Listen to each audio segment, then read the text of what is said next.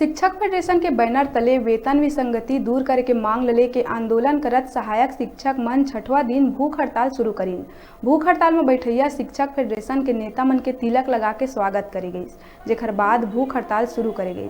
बता दें कि शिक्षक मन 11 दिसंबर ले वेतन विसंगति दूर करे के मांग लेके आंदोलन करत है।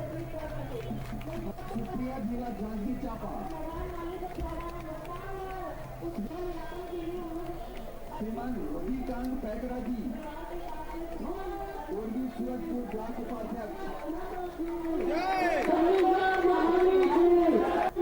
लोहारा के ब्लॉक उपाध्यक्ष हैं, मीडिया प्रभारी जिला बालोद, जोरदार तालियां।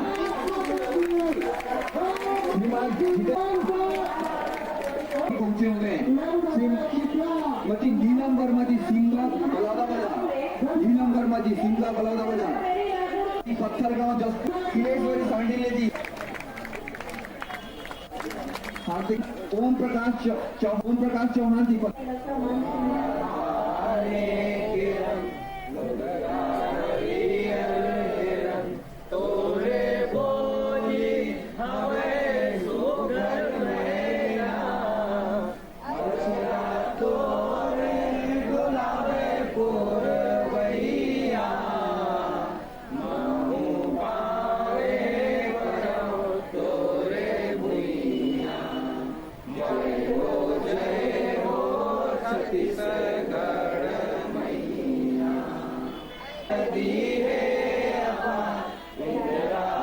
दी है